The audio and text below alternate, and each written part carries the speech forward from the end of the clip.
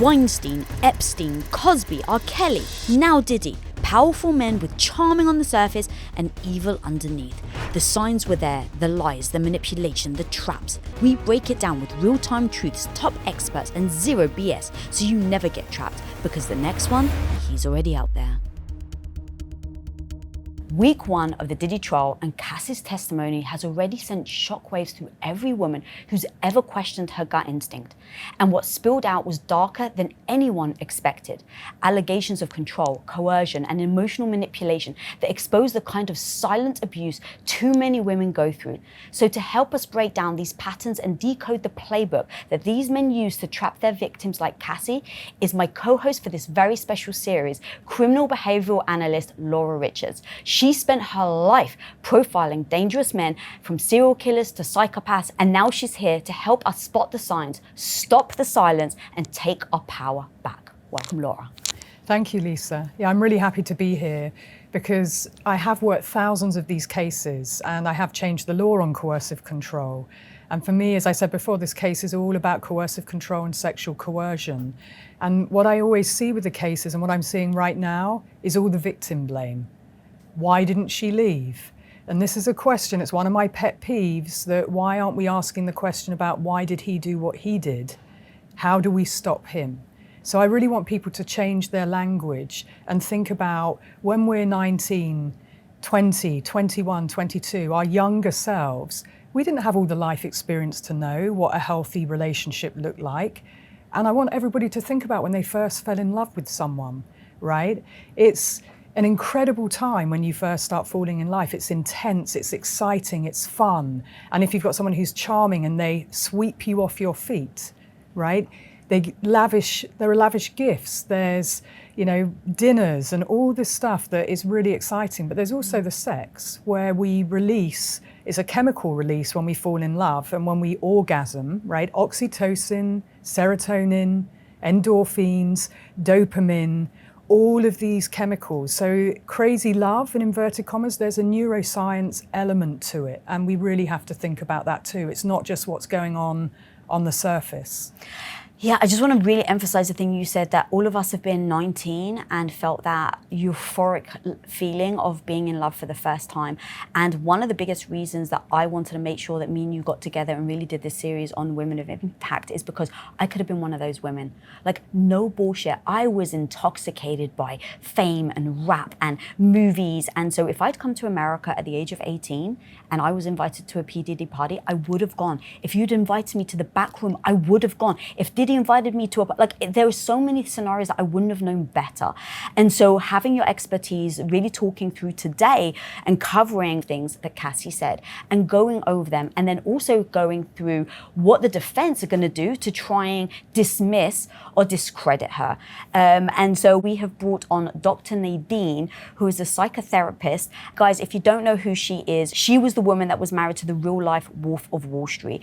And so when we were sitting here talking about who are the people we really want to bring on to have these deep discussions with, this was someone that hasn't just walked the walk, but she's also got the psychological expertise. So welcome, Dr. Nadine.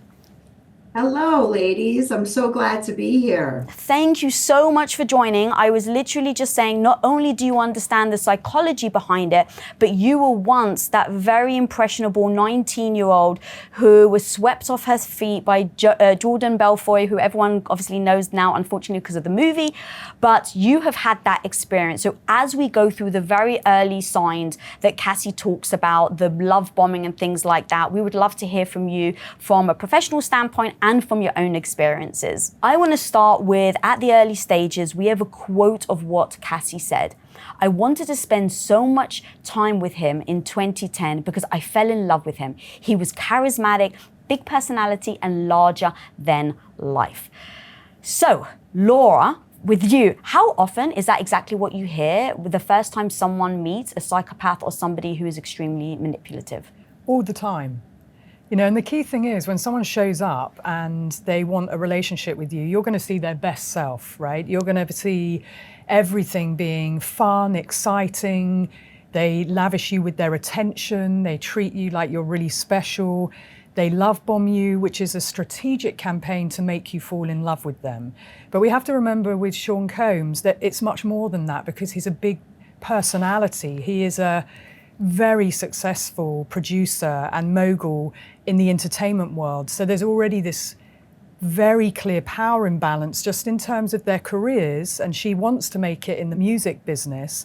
But there's also wealth. And for a younger, remember when we were 19, 20, 21, someone shows up with life experience, with wealth, money, power, and they can make your career for you, and they are flattering you and seeing you as this incredible person.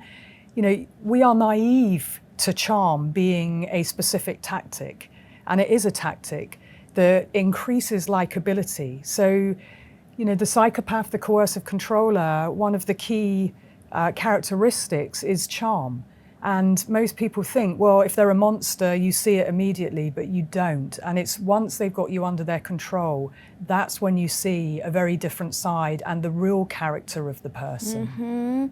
Ooh, Dr. Nadine, talk to me about the power of charm. Yeah, I mean, listen, we've been fed also this myth of romantic love that someday this handsome Prince Charming is going to come and sweep you off your feet and save you from all your problems. So, of course, when my ex came, or somebody like P. Diddy comes, and as Laura's saying, they're wealthy, they're powerful, they're charming, they're magnanimous, it's a very exciting cocktail that really seduces us. Well, it seduced me, and I thought, oh my God, that's it. I met a unicorn.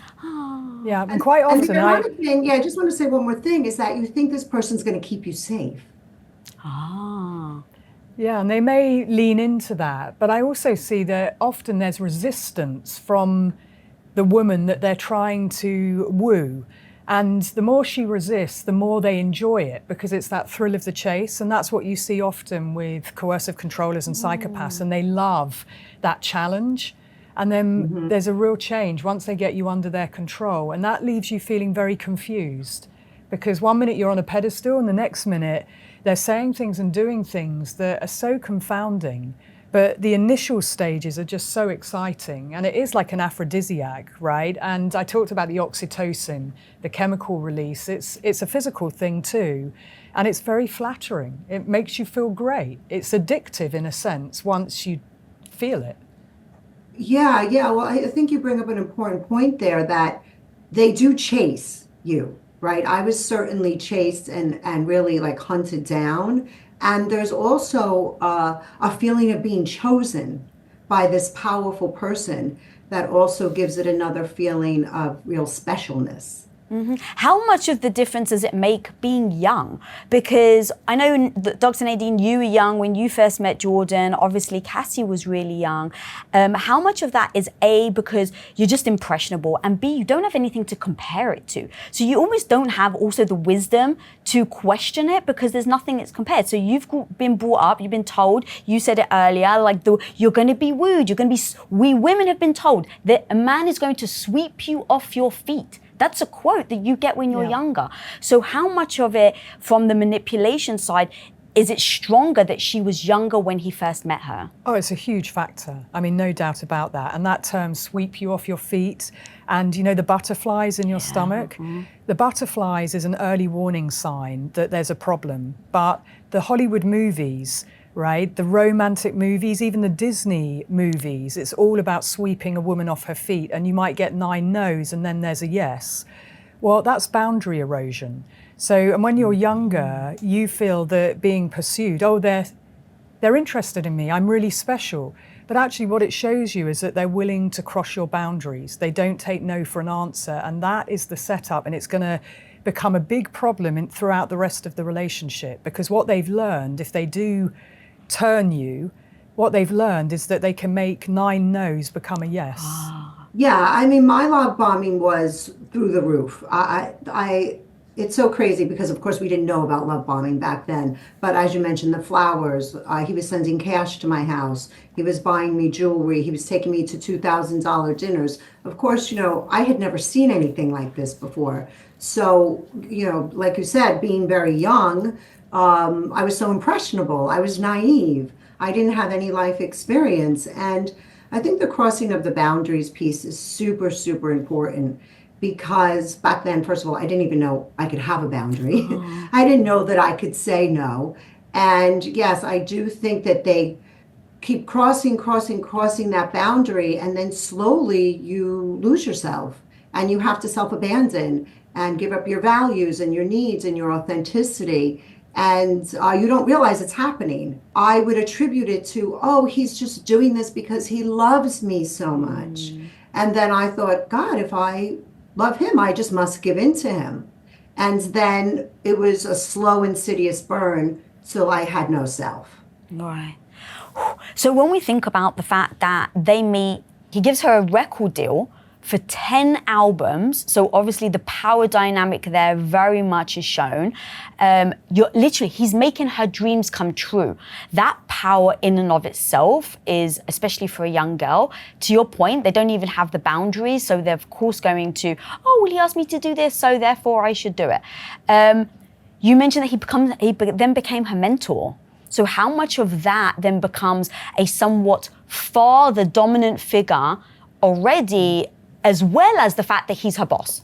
Well, it's hugely problematic, right? There's a blurring of the lines here where you've got now he's the boss, but he's also moving the needle out of the father figure into something sexual. And that grooming, we call it mentoring in a professional setting, but it's actually grooming what he did. And that grooming is a very important part of this case. And when you're young, we've got to remember Sean Combs wasn't someone who just talked about making it big. She saw that he had made it big. So she was very talented. She grew up in the world of Rihanna, etc. She could have been as big as bigger than, but her career was limited. And this is another part of economic abuse, financial abuse, and often people don't talk about it. But when someone makes you totally dependent on them, so her world, both her personal and her work, becomes dependent on one person, and that's Sean Combs. But it's bigger than that because it's within his businesses too. Bad Boys Records, management, all of his businesses and the staff are all working to him. And that's where you've got this element of criminal enterprise. For her, she's naive. She wants to be mentored. She wants to get better. In fact, after she signs the deal, they go off to MTV Copenhagen. She performs for the first time, right, with him, and he's giving her tips. And she even says, I was naive. I was, in the spotlight for the first time. But she handed over financial autonomy, and I think that's important. Financial autonomy, that's where the financial abuse is, but she handed over the keys to her heart and everything. And she actually said, Sean controlled a lot of my life, whether it was my career, the way I dressed, everything was her quote. And Sean is a really polarizing person, also really charming. It's hard to be really able to decide in that moment what you need when he's telling you what he wants. I just don't know what would happen.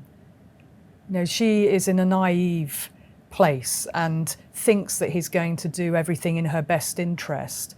But what I understand from her lawsuit and everything that I've been watching throughout her testimony is that actually everything was in his best interest. And she had to serve him. She had to be available when he chose.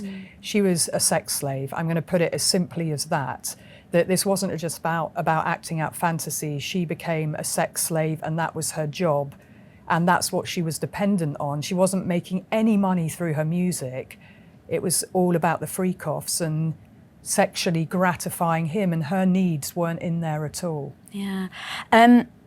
So as you just broke that down, by the way, there's so many things in between, right? Because it doesn't go from, let's do, a 10 record deal to now I'm sexually abusing you and allegedly, you're being sex trafficked.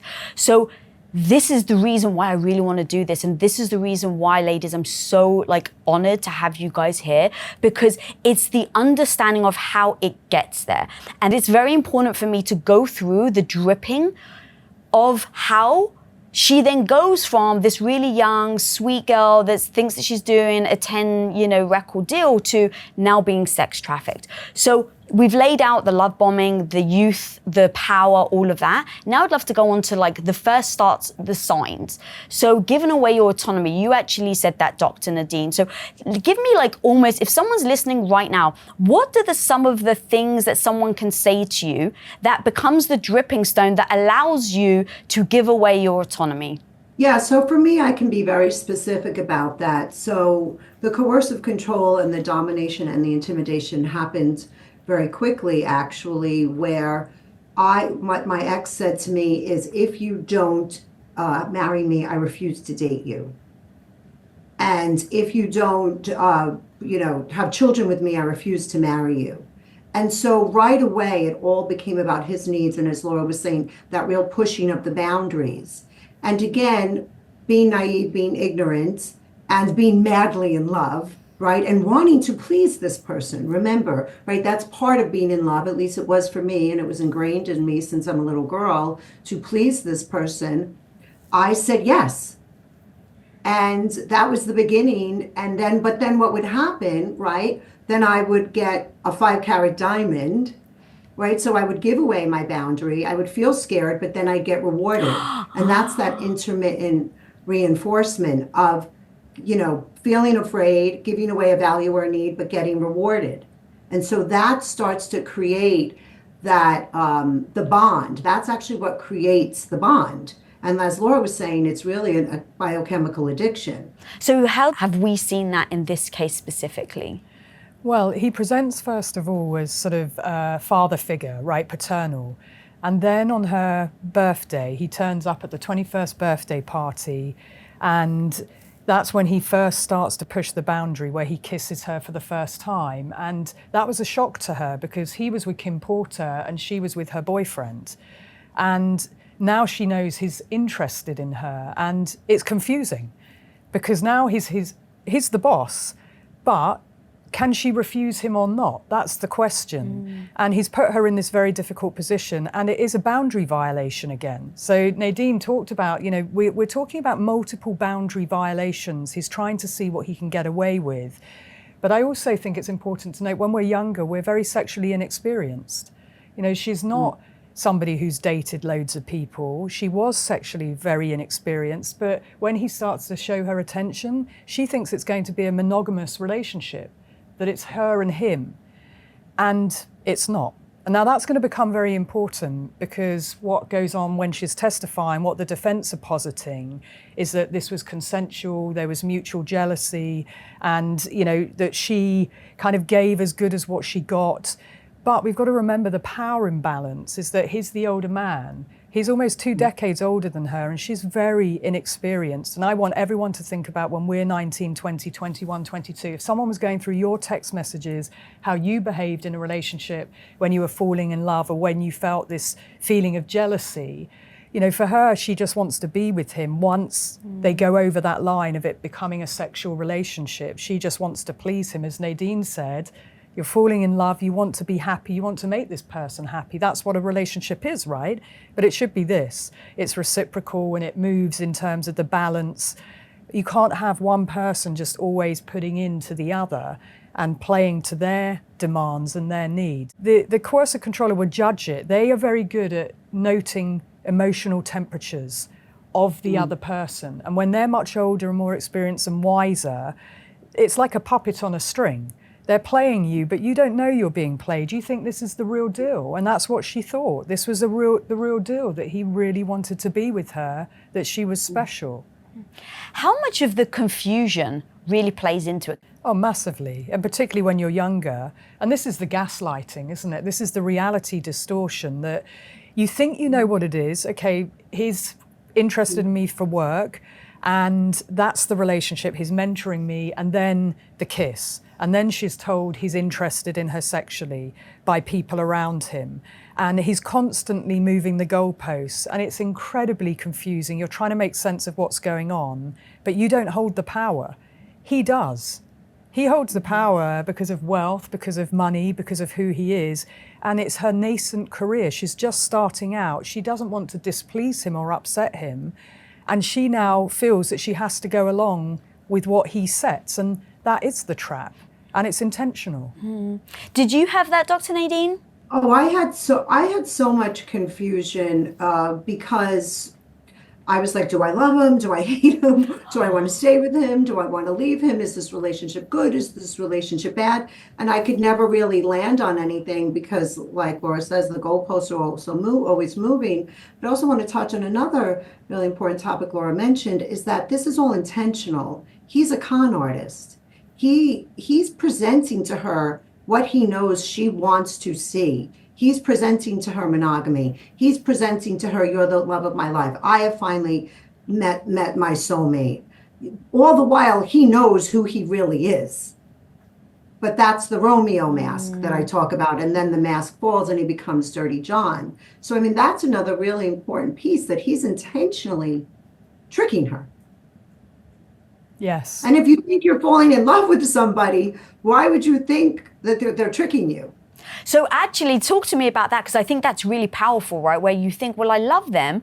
How could I think so badly of them? How much did you kind of put like a lot of the responsibility on you for like feeling guilty about looking badly to the person you love? Yeah, and that's the cognitive dissonance. And we know that that's a deep psychological, that's the glue of this relationship, is you not understanding your own thoughts, you not understanding who you are, who they are, what's your intention, what's their intention, and everything just becomes this complex ball of confusion. But you're in love, you want to keep going, you want to stay in it, you want to please them, you want to see it through. You don't, first of all, I didn't trust myself. I wasn't like, oh, I know this is what's happening. I'm correct. I'm seeing this right. I was like, no, I must be seeing it wrong, because he's telling me he's loving me. He loves me, even though he's acting abusive towards me. I really want to ground this again into any woman that may be watching, to be able to try and identify, am I in this type of spider's web? Can you explain what cognitive dissonance looks like, or what it means, and then give me maybe a scenario of what that actually looked like in your relationship? Because I want to give real world examples that people can see if they can find like commonality in their own relationship.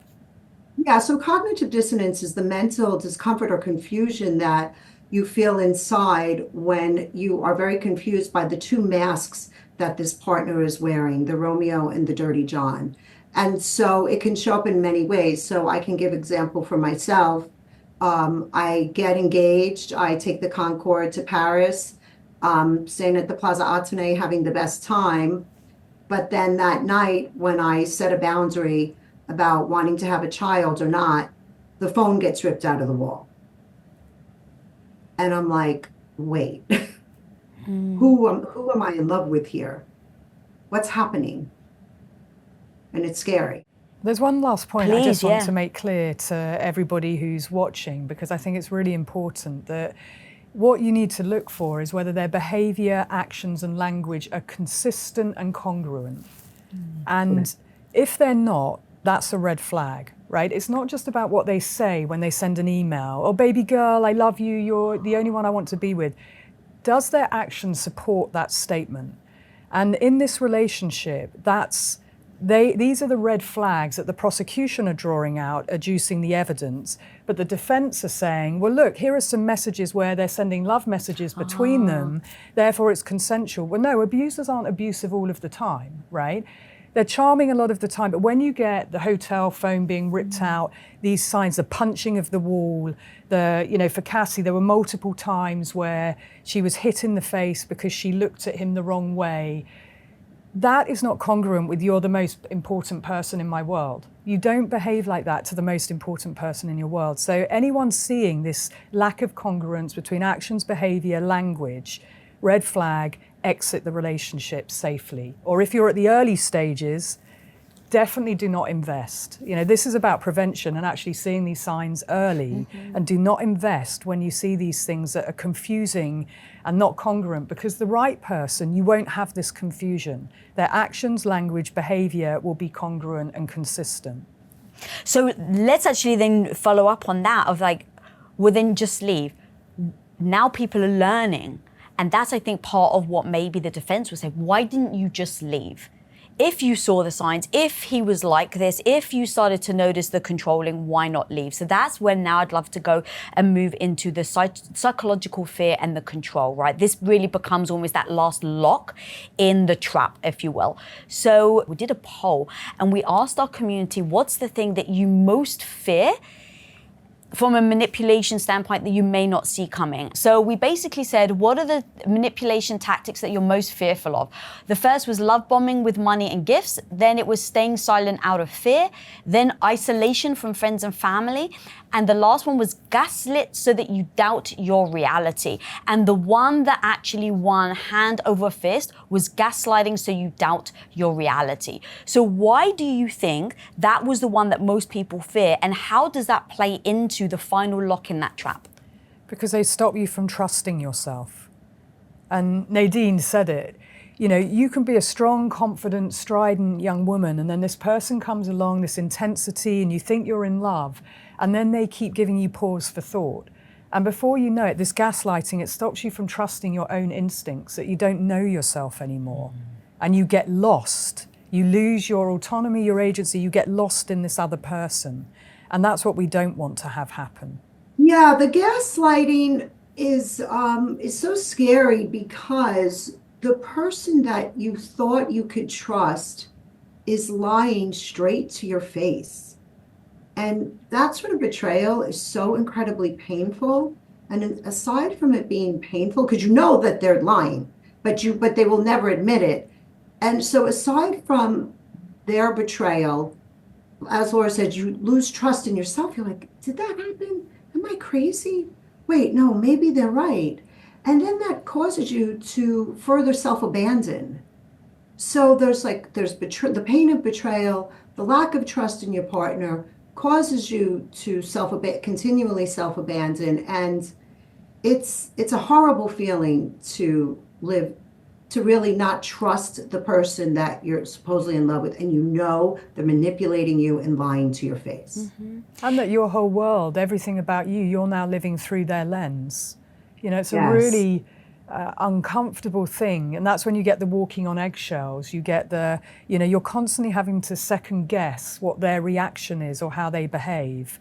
And it's so insidious, it happens gradually, but it does take your agency and your autonomy, and you self-abandon, as Nadine said. You no longer matter.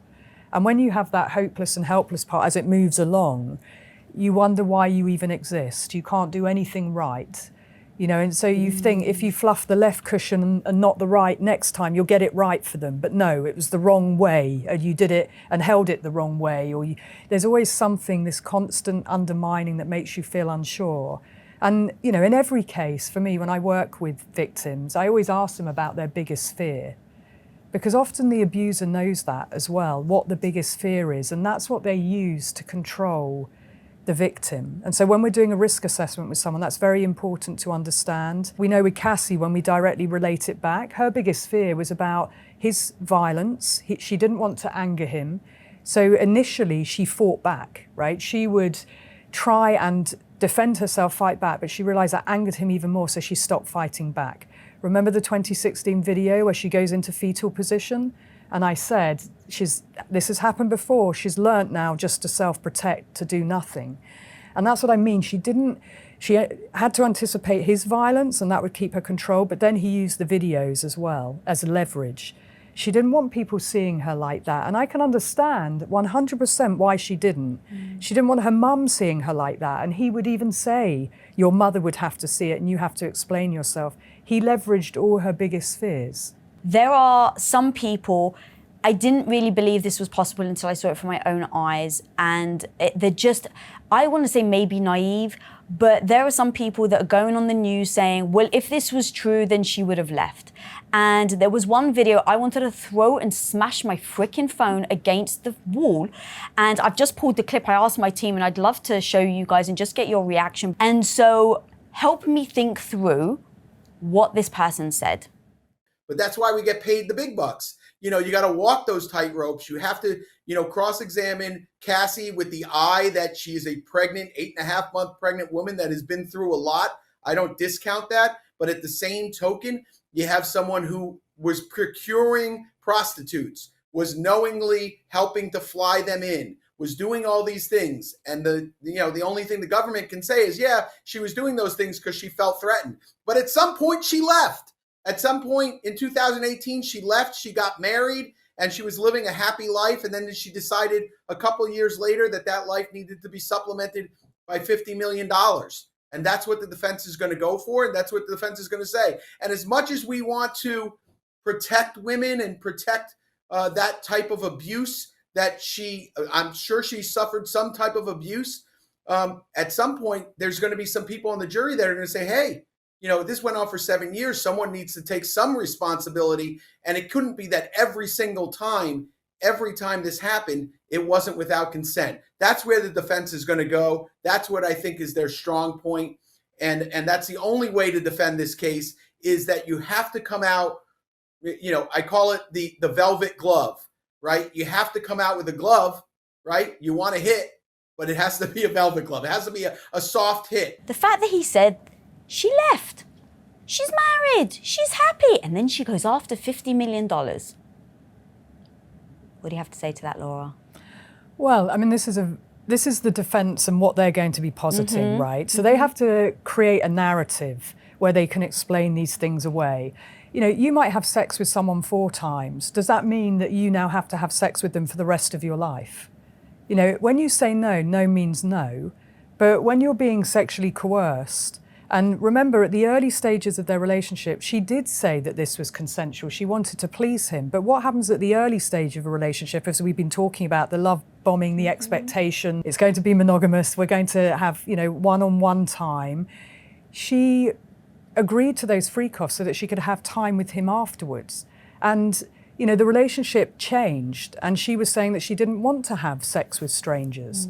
So that means that when she's saying she doesn't want to do those things, that's about consent, and that has to be respected.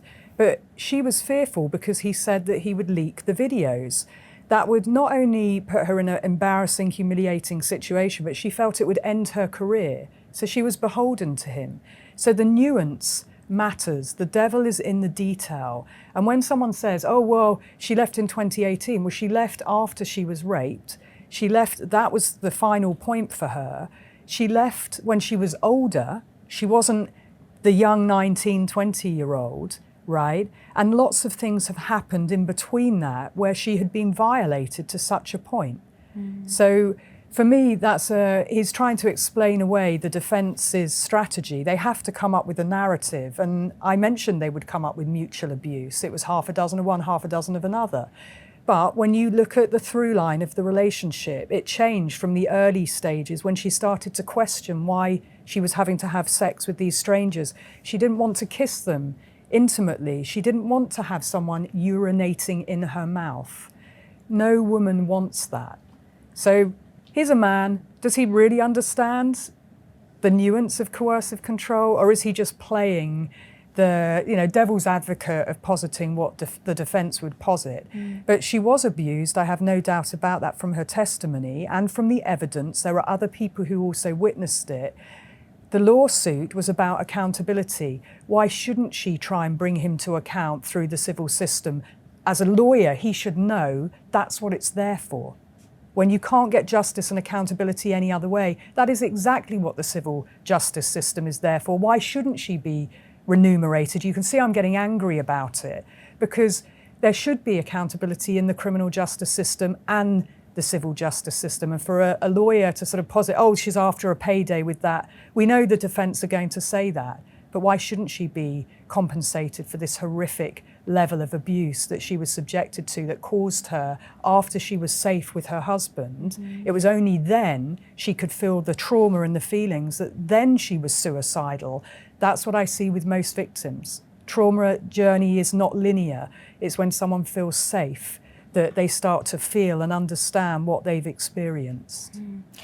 Something that you actually said, there was a lot of amazing things you said there, but you talked about mutual abuse. Dr. Nadine, I'd love to talk to you about that and your own experience, because I would assume, and please correct me if I'm wrong, but if you're in a scenario where allegedly, if he's just abusing her over and over and over again, at some point, sometimes you're going to defend yourself. You're going to clap back. And so how do you feel about that? Did you ever clap back just to protect yourself? And how do you feel about people saying it's mutual abuse?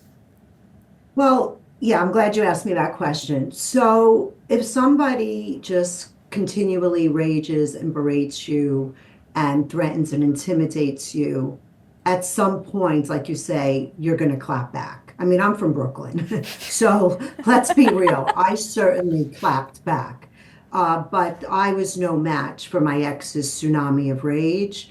And whenever I don't believe in mutual abuse, I think abuse is always the fault of the abuser. And yeah, I mean, just due to the power imbalance, there's no winning with somebody like this. There's just no winning. So I'm sure she did fight back. But I just want to there's one thing when that gentleman started, she suffered some type of abuse. So did he not see the video? I mean, we saw how that woman was dragged and kicked and pulled. And as Laura said, she went into an immobilized state to survive. And I believe that these freak-offs that she engaged in, eventually, they really became a survival mechanism. Explain more. Because she knew if she didn't do that, she might not live. Yeah. She knew that engaging in those acts that he wanted her to engage in, that was a way for her to survive. So you nodded there, Laura.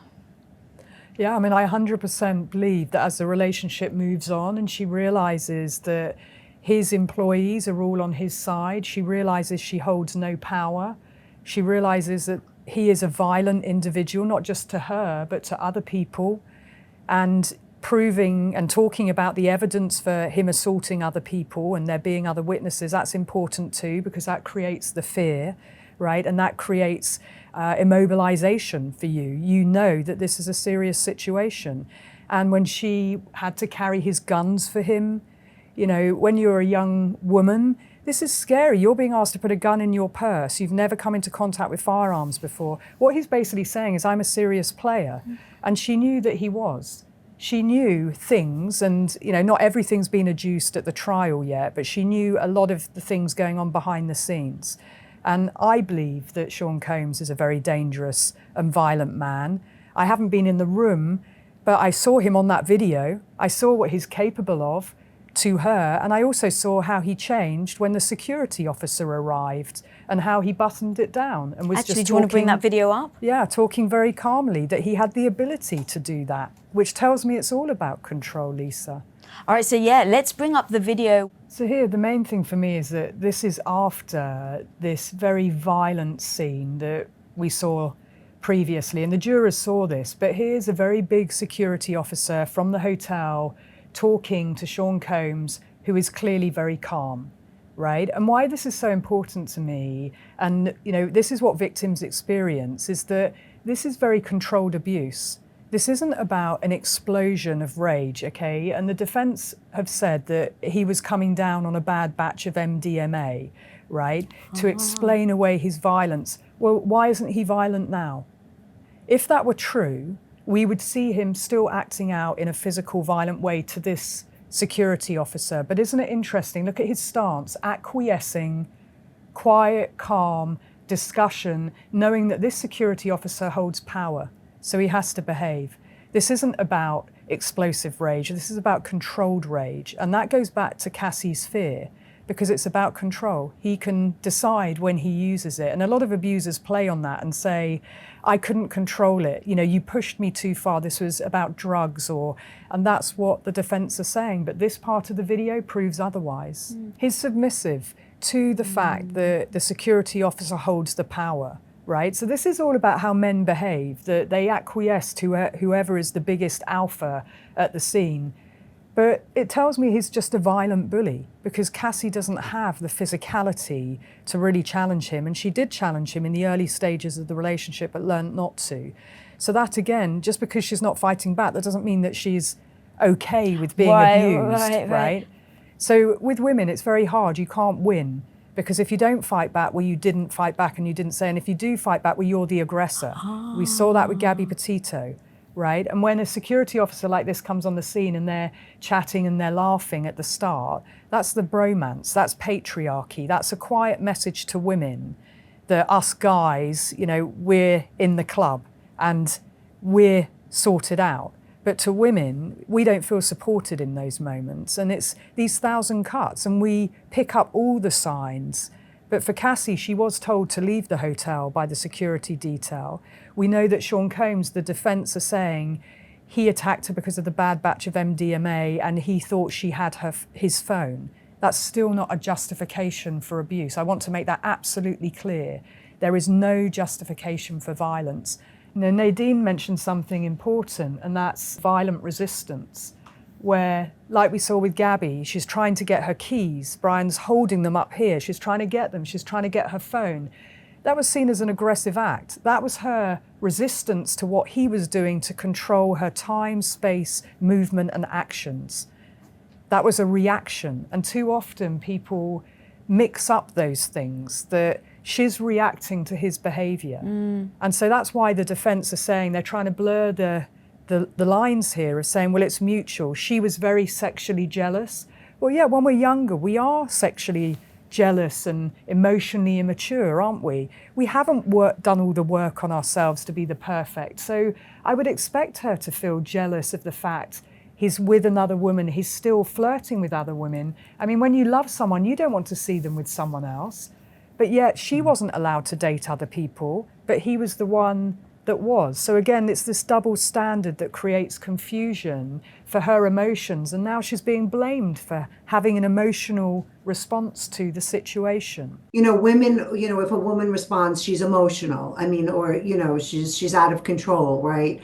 And that's just not the case. And violent resistance is, I think, an appropriate response when someone is constantly abusing you or taking your property or crossing your boundary or violating you. But yet the victim gets shamed for having any sort of reaction. So hence, what did Cassie do? She laid there. Yeah. She learned that time and time again that was the only reaction. And the other thing, Nadine, what they're forcing us to do is to look at Cassie's behaviour as if she's the problem. Yeah. Well, she's not on trial. You know, and I want everyone to remember that whilst we're busy watching, what did Cassie do? What did she say? Oh, she's mutually jealous. She's not on trial.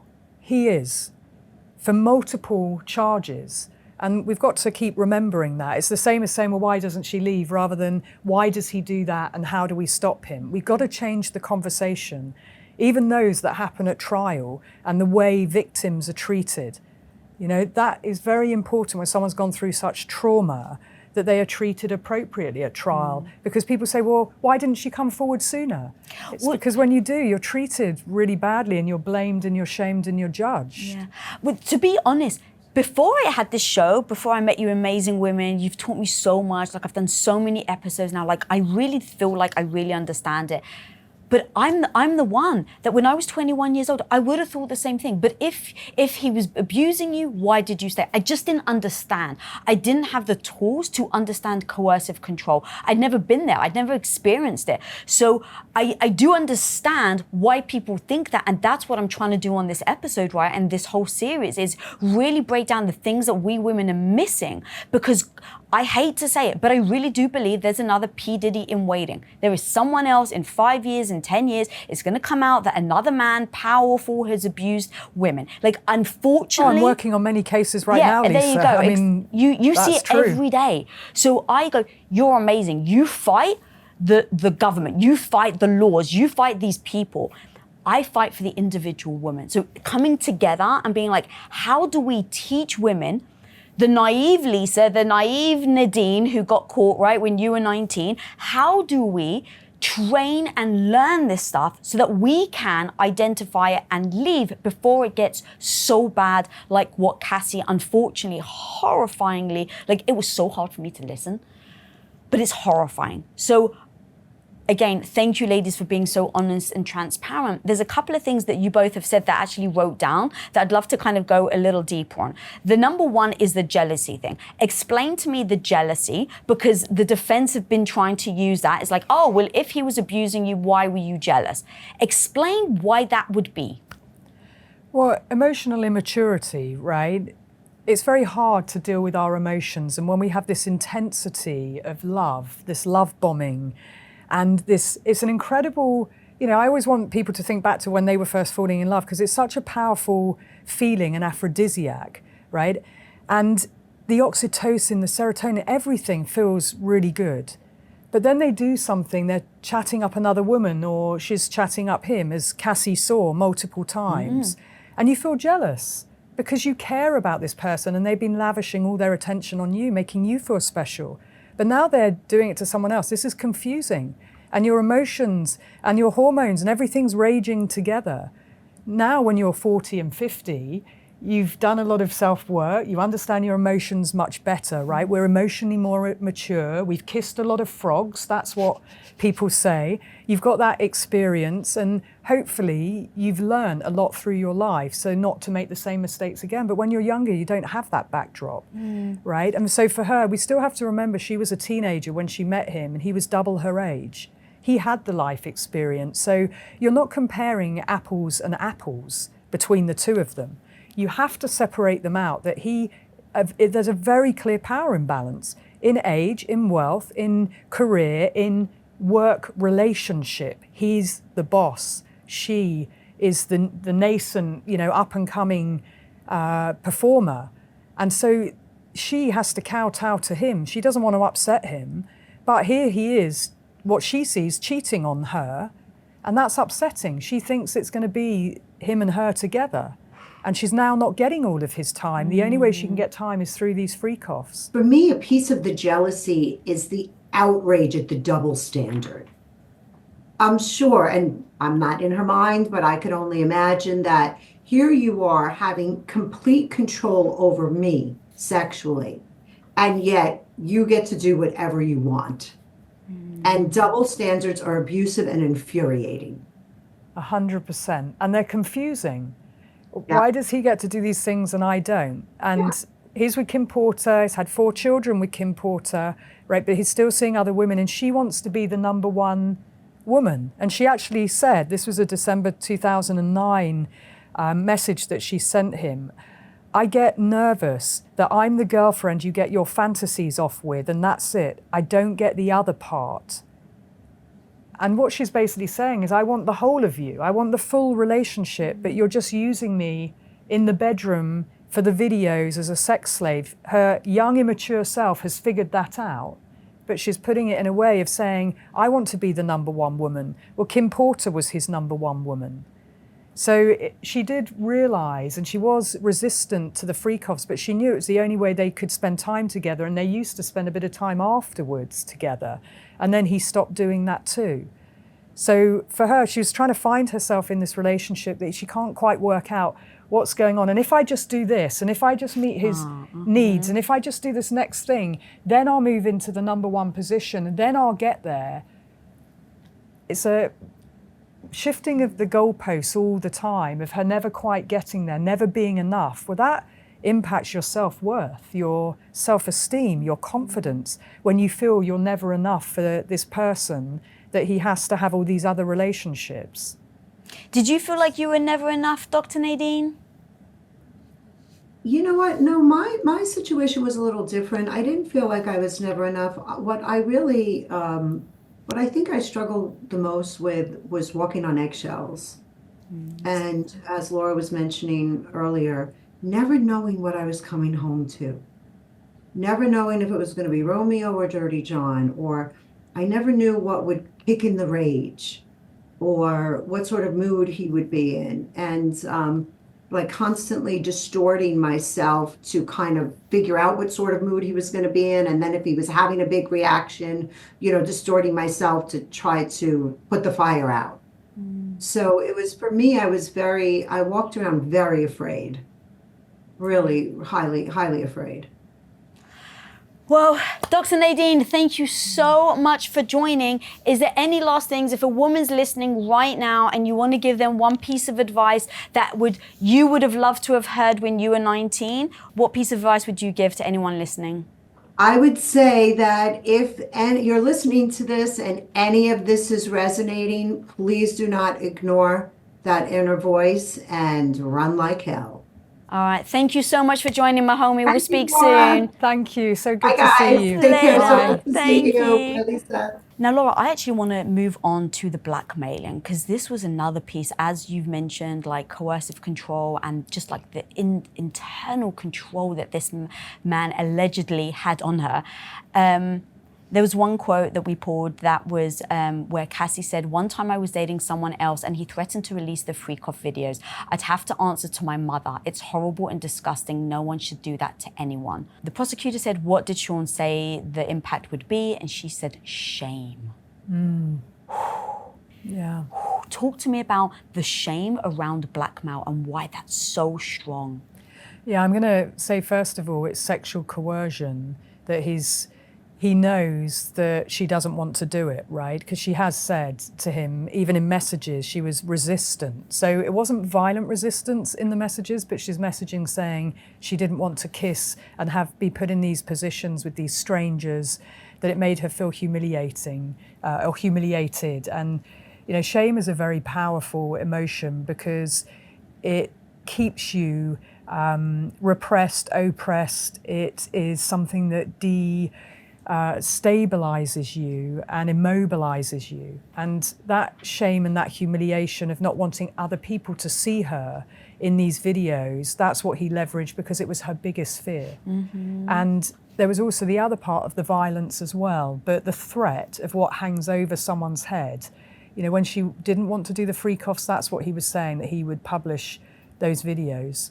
And that's a terrifying thought, you know, for anybody, which is why my number one rule is when I always teach people or train people or talk to young women is, you know, keep your power and your agency. Don't do the videos, don't send the photos, because whilst things are good and rosy in the relationship, that might be fine. But when and if a breakup happens, how might they behave afterwards? So it goes back to your agency and your autonomy and protecting it at all costs. Even though we think the best of people in our lives, right? You also have to plan for worst case scenario. And Cassie was really caught in that trap because there was a lot at stake for her. All right, now that we've really gone over how on earth the poor woman got trapped, now we're going to go into the details of the actual case and why this has become a federal case, why it's in court, and why he could get basically imprisoned for life. So we have Brian Buckmire, who's a criminal defense attorney and an ABC correspondent here with us today to help us talk about behind the scenes, what is going on, how is Diddy in court, how is Cassie, what's her demeanor. So welcome, Brian. Thank you so much for joining us. Thanks for having me here. So talk to us about Cassie's demeanor when she walked into the court, Diddy's demeanor, and the jury. So for Cassie, she's very matter of fact. When she walks in, she is stunning. It is hard to look away. She is very much pregnant. I think according to the court, she is 8.5 months pregnant. And that's why we have this kind of hurry up and go. We need to get this going because she needs to go be with her family, go be in a peaceful place to give birth. But for Sean Combs, he seems very focused on the case itself. You could see, for example, when exhibits, whether it be text messages or other photos that are presented to Cassie, he scooches up forward, puts on his glasses, starts analyzing. We can see sticky notes kind of passing from one attorney to Estevo, who is giving their cross-examination. And the jury seems, I don't want to say stoic or muted, but I would say focused. There are subtle hints that we see from them that they're intrigued, whether it be a raise of the eyebrow, you see some deep gulps. We've seen people kind of sit back in their chair. We've seen people lean forward, but not so much animated, especially considering some of the allegations and the text messages we've seen so far. Mm-hmm. How much has Cassie been coached into what she should do and what she shouldn't do? Because I'm just going to project for a second, and if it was me, the hardship of walking into that room. A, everyone's staring at you, but B, the person that you're accusing of doing all these horrendous things is sitting right there, and his mum's there, his daughters are there. So talk to me about what that would look like from a coaching standpoint and what the poor woman must be going through. Yeah, I mean, the first thing is they haven't seen each other for a very long time, and now they're seeing each other for the first time under these circumstances. But Cassie would most likely be told, do not make eye contact with him. Do not look at him at all. And, you know, when you've got a power imbalance and when you've been abused, you don't want to make eye contact because they get back in your head. So I know she's avoiding looking at him, but he will be looking at her, trying to make that eye contact, trying to get back in there because he's a head worker, right? And yes, his children were sat there for some time, but I believe, and Brian will probably confirm this, that when talking about the sexual coercion, the daughters left. And I think it's very hard actually for children, particularly daughters, to sit there and hear this type of testimony from Cassie.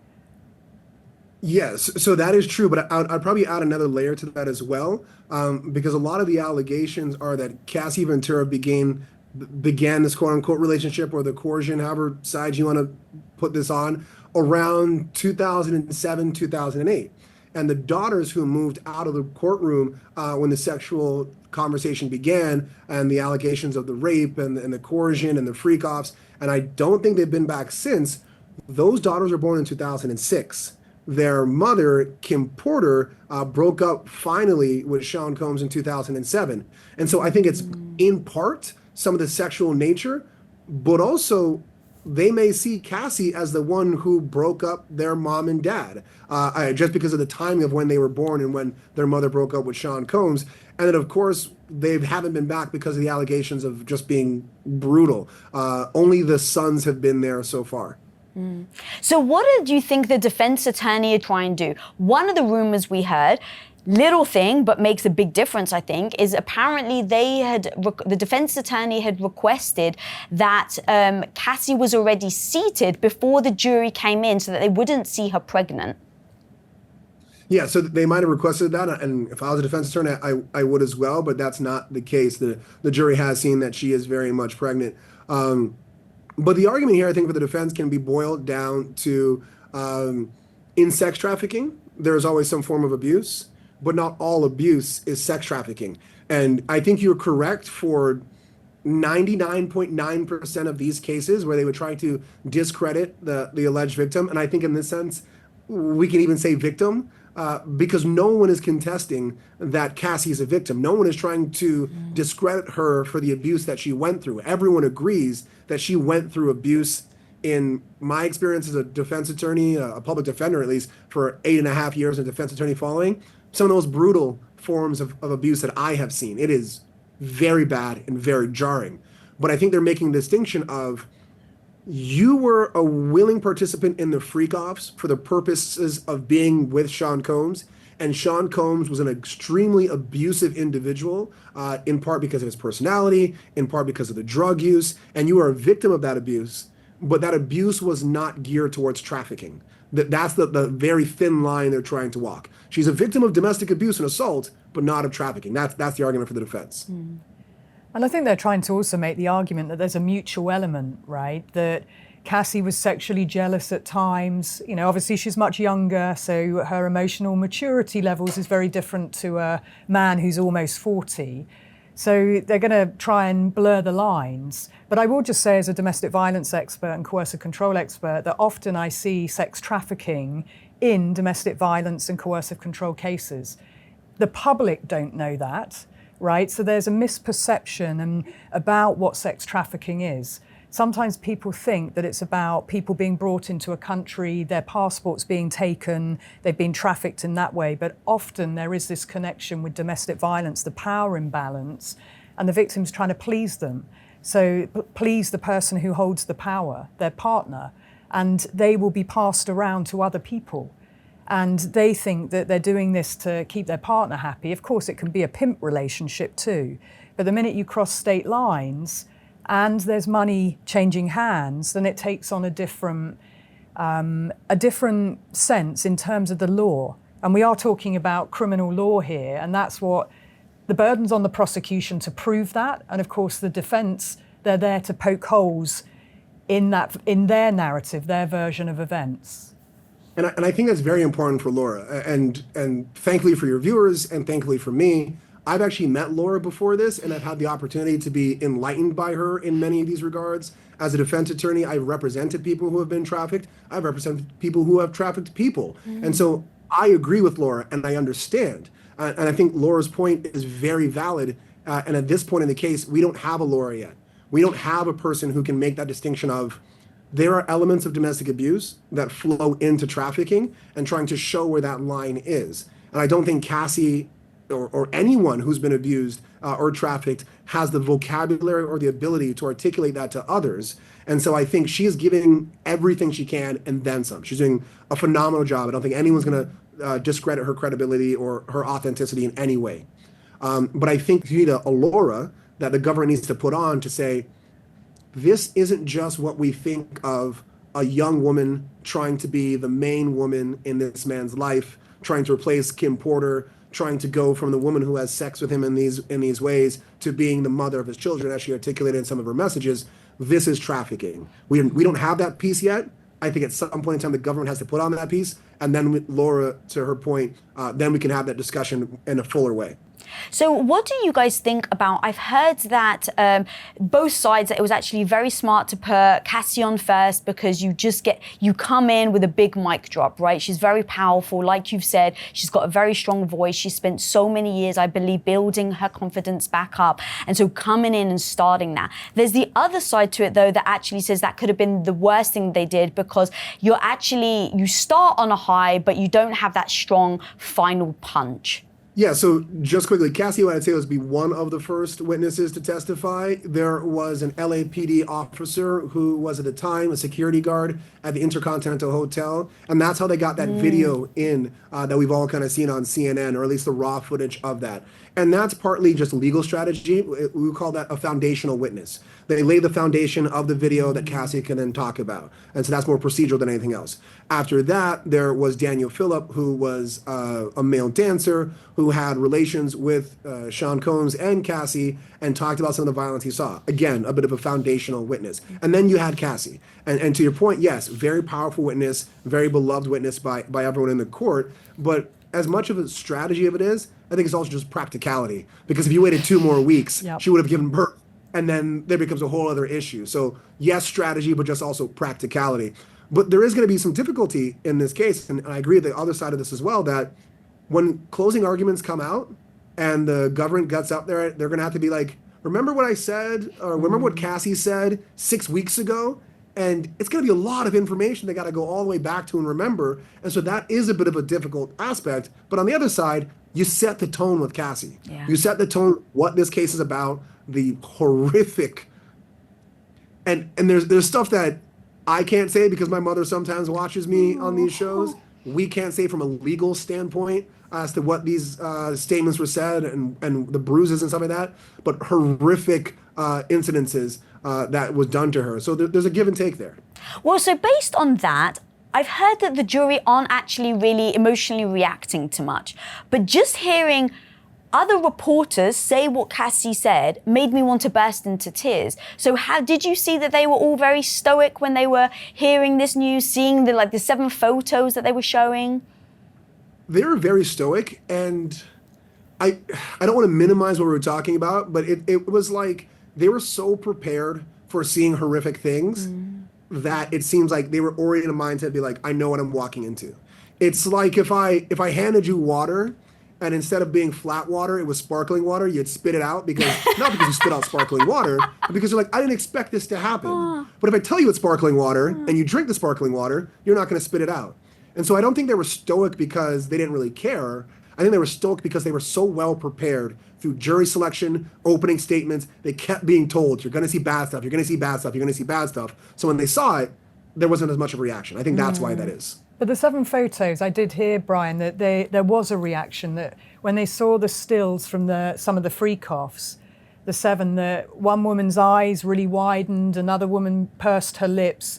You know, there was a reaction to seeing that, because there's one thing about describing it, but when you see it, it's quite different. And Sean Combs reached forward, wanted the binder, grabbed the binder, wanted to look at the photos to see what they were seeing and what they were reacting to. And those photos are actually very important, aren't they? So that they can see what she was forced to do. We don't know what's in the photos, but I can imagine, right?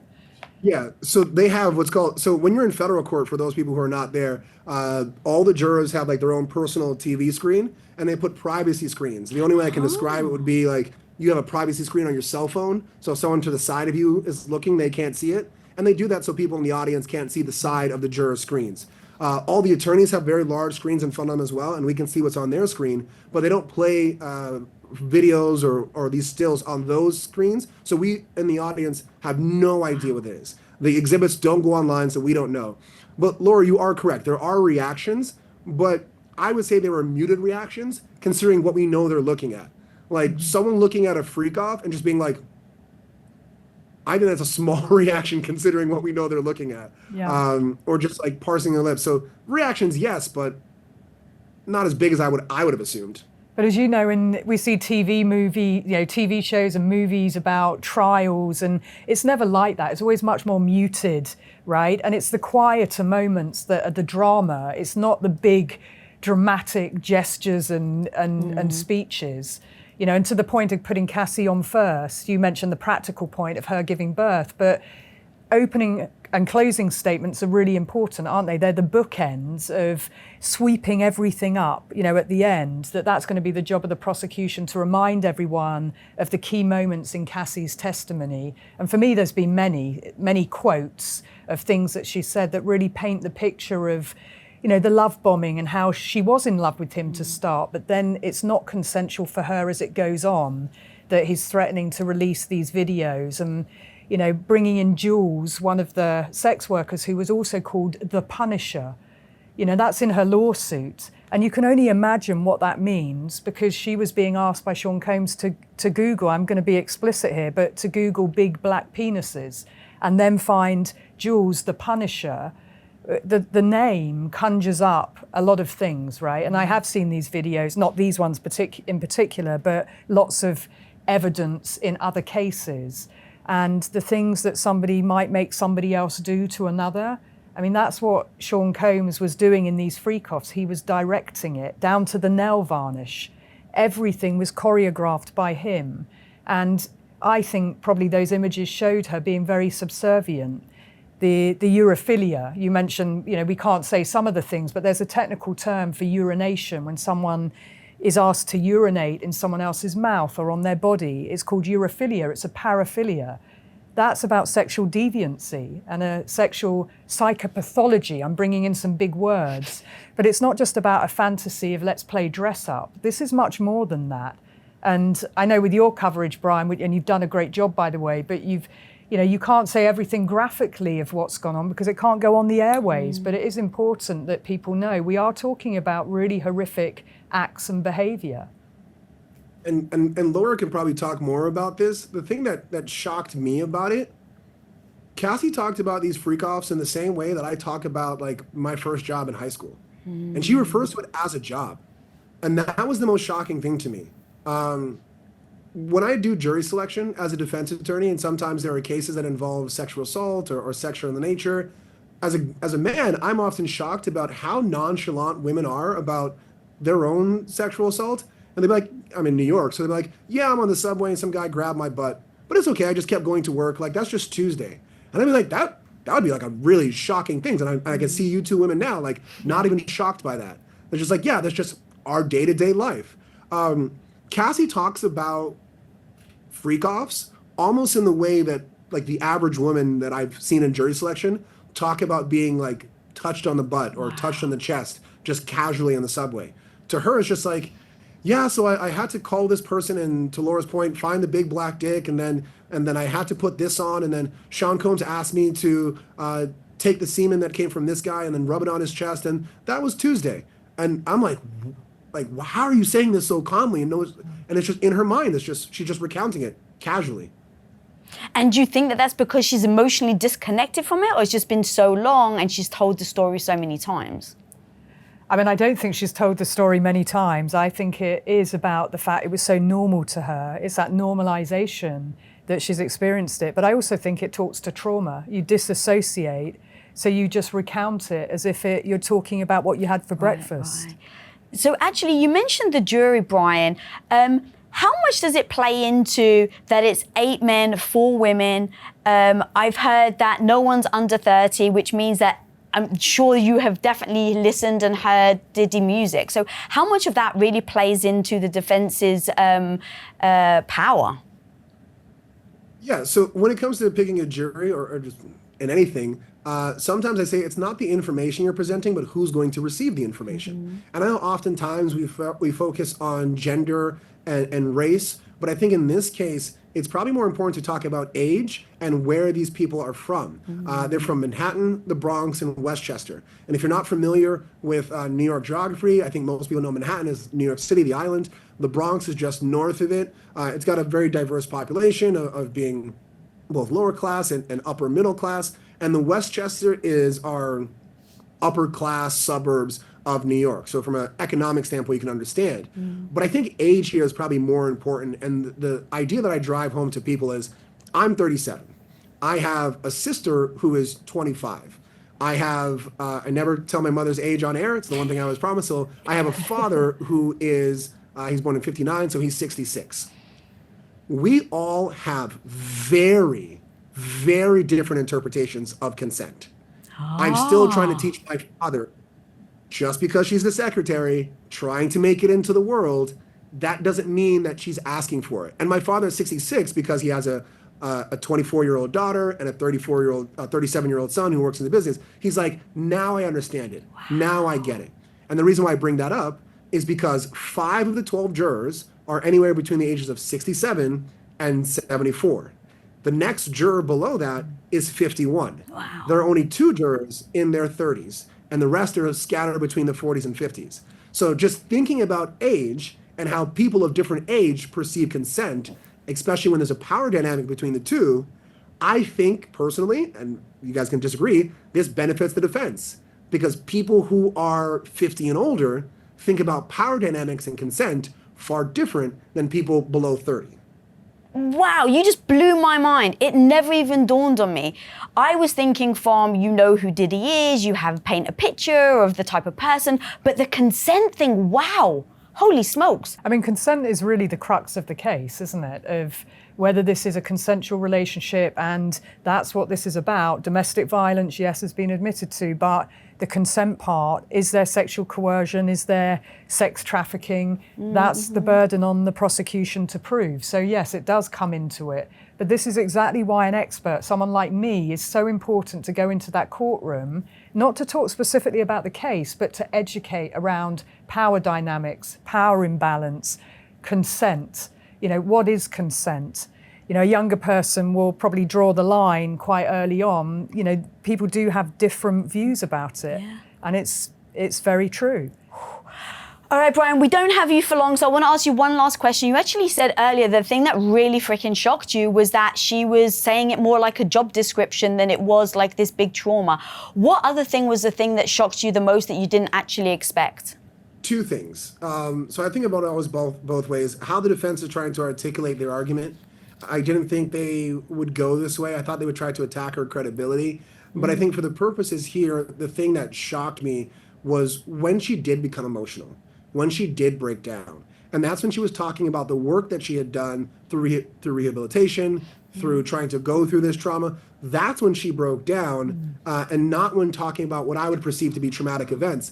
And I think Laura is going to be better at explaining why that is. But that's just something to me that I was like, I thought she would cry when talking about the rape. And I think Laura maybe touched on it. It's disassociation. Maybe she's talking about it as if she's talking about someone else. But when she talks about the work that she did to recover, she's talking about herself. And that brings back horrible memories. But I was shocked to see when she had emotion.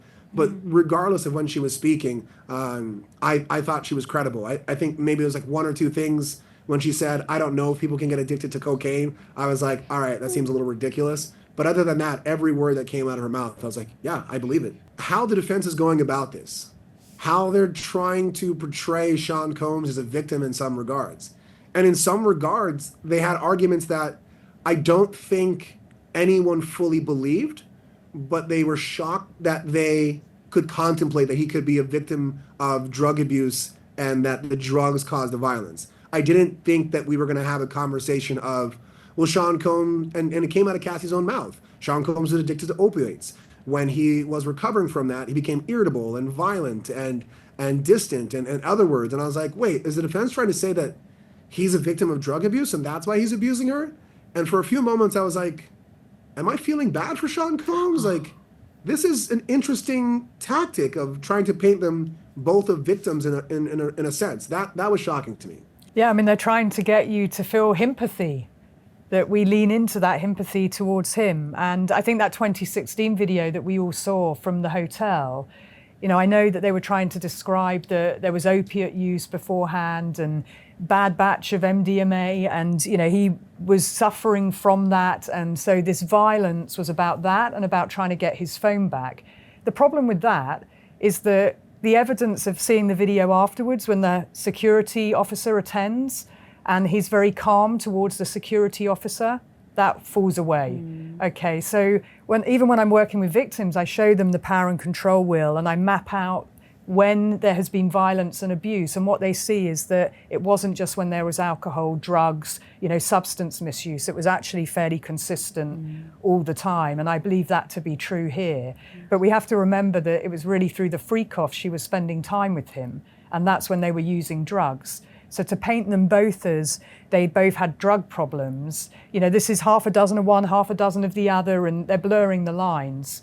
And I think that was probably, you know, for them, their better strategy rather than trying to attack her because she's heavily pregnant.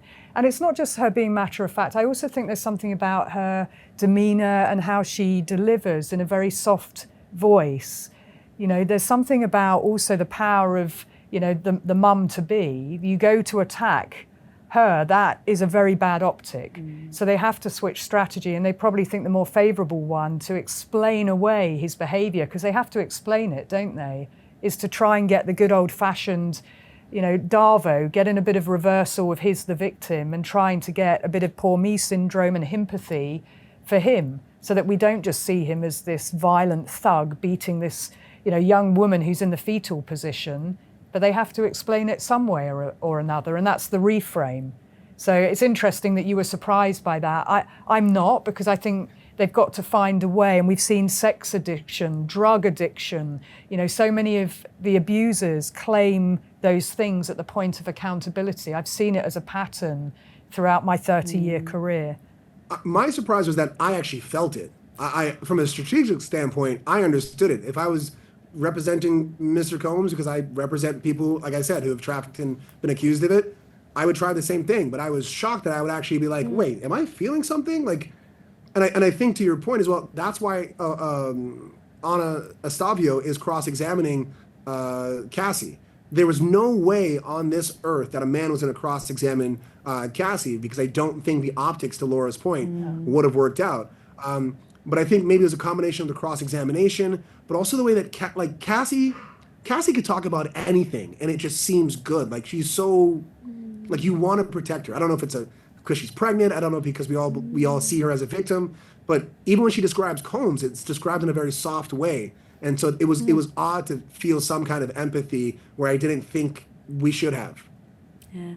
All right, Brian, I know you got to go back to court, but thank you so much for being here. Honestly, you going on I call it the front lines, and, you know, going and finding out this information and really helping us, especially here on Women of Impact. The reason why we're here and doing this is to try and learn from everything that's happened to this poor woman, allegedly, to try and help other women out there that might be in a similar scenario and they don't have the tools, they don't have the understanding. So thank you so much for being here. Really appreciate you giving us feedback and your opinion. I want to say thank you for the work that you do. Again, representing people who have been victims of crimes like this, I think what you're doing is phenomenal. Your message you're providing, I'm only so happy to be able to give the little bit of knowledge and expertise I have towards what you are clearly doing a very good job of. So thank you for having me. Thank you so Brian. much. And we'd love to bring you back you. if you got time. So yeah. I will try my I know best. you're busy. Thanks, Brian. Good Thanks, to see Brian. you. Appreciate Bye. it. See you again. Great to Bye. see you, Laura. Bye. And you. Bye. There was something that you actually just said that I'd like to go a little deep on, if we can, like, I feel like this is the right place to really end this. Like, you talked about Darvo. For everyone at home that has no idea what Darvo is, break it down. What does it mean, and how can we use it to understand what's happening? Yeah, so Darvo is a term that was coined by someone called Jennifer Freed, and it's to deny, to attack, and to reverse the victim-offender role. So if we think about Gabby Petito and Brian Laundrie, he Darvoed Gabby, and 4 officers believed him. In case people don't know who that is. So Gabby Petito was murdered by Brian Laundrie, but there was a police stop beforehand, weeks before, and the police were called because 2 male witnesses saw a man hitting a girl, and that was the call. So a police officer turns up, relatively inexperienced, Officer Robbins, and he's trying to discern what's going on. And Gabby is very apologetic and says that it's her fault. You know, the van moved because she had grabbed the wheel, and it's her fault because the van was seen driving in a strange way. That was also why the van was flagged. But Brian is throwing Gabby under the bus in his narrative and blaming her, all the while Gabby's trying to protect him, and Brian claims victimhood, and the police believe that he's the victim, when actually Brian said he slapped Gabby first, and Gabby said that too. But she also said, oh, it was my fault. And so they went into believing, even though there was evidence of him trying to strangle her, putting his hand over her mouth and nose, the Officer Pratt ignored all of that. And they believed that Brian, they say, you're the male victim. And he wasn't. Very clear, you can see on the camera, I can see the psychology and the manipulation. But that's also what Brian Buckmire was talking about in court, feeling some empathy, some sympathy towards Sean Combs, that before we know it, now we're thinking, oh, poor Diddy, he had a drug problem. And the thing with empathy is that it is gendered, that we feel much more sympathy towards a man in that situation. And it's I'll explain it in a different way, that a woman is raped, well, she had been drinking, so what do you expect? A man raped her, he was in drink, so that's the excuse for why he did it, right? So that's what we're seeing with Sean Combs as well. Well, these violent acts happened, but he was on drugs at the time, he had an opiate addiction, so he's not really responsible. So it's not really his fault. I would say it absolutely is his fault. No one forced him to take drugs, and if that's the way he behaves, why isn't he taking accountability and then not using the drugs? It absolutely is about his responsibility taking and not excusing it and thinking, oh, poor guy, he had a drug addiction. It's accountability, and at the point of accountability, men, in my professional experience, what I've seen in all my cases is that there's a pattern, whereas at the point of accountability, suddenly they come up with all these reasons for why they did it. They were abused as a child, or they were in alcohol or drugs, or whatever it might be. The poor me syndrome, to get out of jail free, that's their card.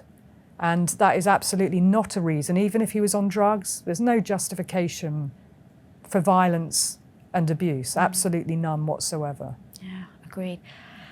All right, my homie, we're going to be doing this every single week throughout this whole trial to figure out, break down what's happening, how we can use that to protect women. This is so damn freaking horrifying.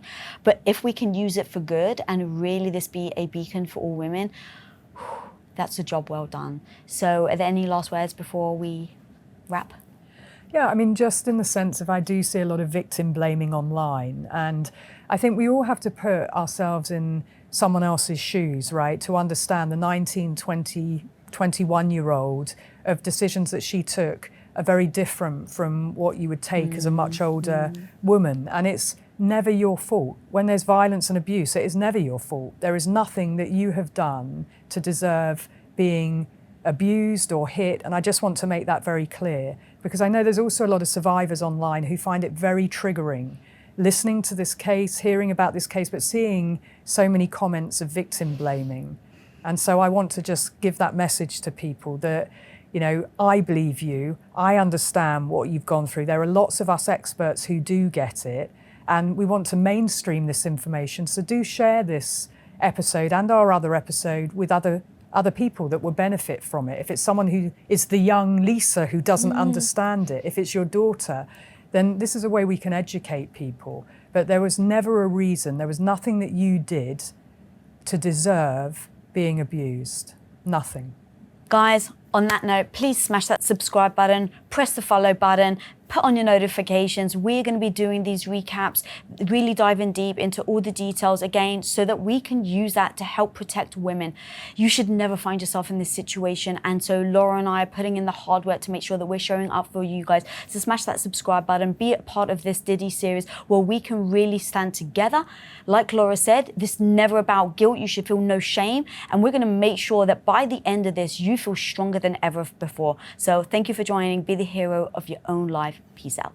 If you want to learn more about how on earth this type of things happen, and you want to learn the science so that you never get trapped, and you want to watch more of this Diddy series so that you can understand deeper what coercive control actually looks like, then click here right now. Weinstein, Epstein, Cosby, R. Kelly.